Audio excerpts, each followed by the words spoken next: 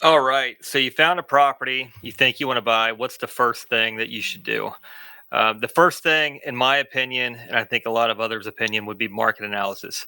You want to make sure that that property is sitting in an area that's going to protect your investment, the investment you're getting ready to put in. So there's six steps that we go through when we're looking at a property, especially out of town. We know our backyard as far as area. We know what streets we want to invest in and which ones we want to stay away from.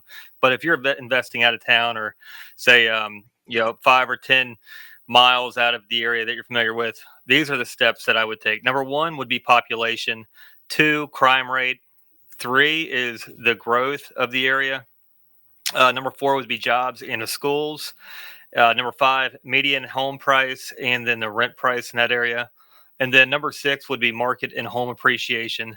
So getting into number one, the population, is the market big enough, and is it big enough to support what you're going to be doing? If you're house flipping, are there enough houses in that area to flip, and are they old enough to even flip to where you have a constant supply of houses that your business can support? Is the population, is it an area that's primary, secondary, tertiary?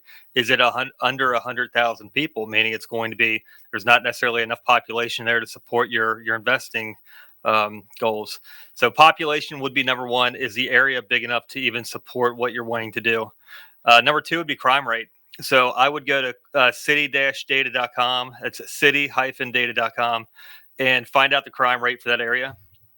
You can drill down and find out what type of crimes are being committed. Just find out if it's a good area, or if it's an area that ultimately, if you want to stay away from, then so would your potential buyers, and so would your potential tenants. And then, of course, is the area safe? Yeah, those are things that you want to find out on the onset before purchasing. Um, Number three would be area growth. So is the market growing or dying?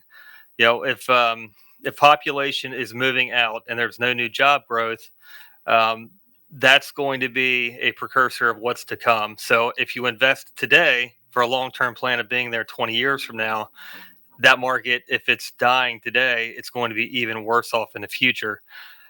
Is there new construction going on? Are there new developments going on? Because a lot of times, if you ride the coattail of these other large companies, development companies, even Starbucks, they've spent a lot of money on market analysis, and they're not going to build in an area where they feel like it's going to be a hindrance on the future. Some sample Google searches of just Google the name, and Google the population for that city.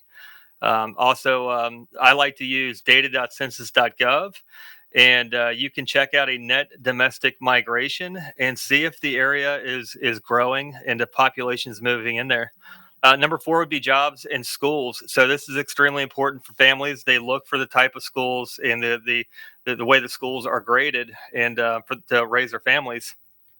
Jobs, what types of jobs? Not just like one big employer. Like if you have a Walmart in that area, and that Walmart decides to pull out, well, now if you've got 20 residential units out there that you're leasing, those residential units won't be able to be leased anymore because people are losing their jobs. So you want a good diversification on types of jobs, and then you don't want just one or two major employers in the area that's supporting the entire economy. You want a good diversification with good percentages. You can also check this out at city-data.com, and it'll give you percentages and types of jobs in the biggest employers. Job growth, new jobs, and then of course new jobs equals demand. So if you get in early, where population's migrating in, new job growth, then that just creates a baked in demand for your investing career there as well.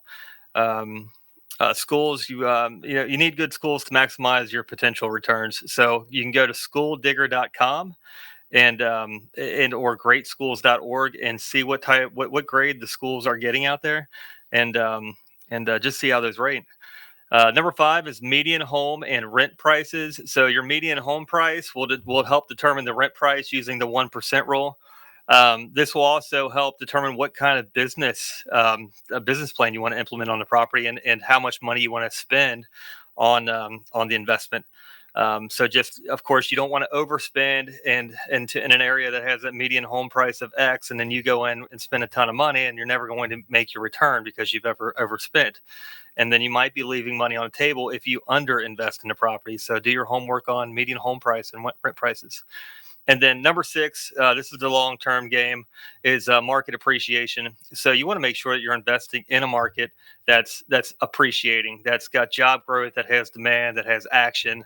You can get information on the NAR website, National Association of Realtors. And then I use attomdata.com. It's ATTOM data.com. It's got a ton of research on there. And find out if the area is inclining or declining, and it's the information's out there. It's just doing the diligence and getting in front of it, making sure that the area that you're going into is going to be good for the future, not just now, but in the future and for years to come.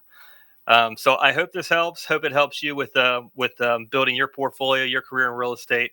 Again, just paying it forward. Thanks again.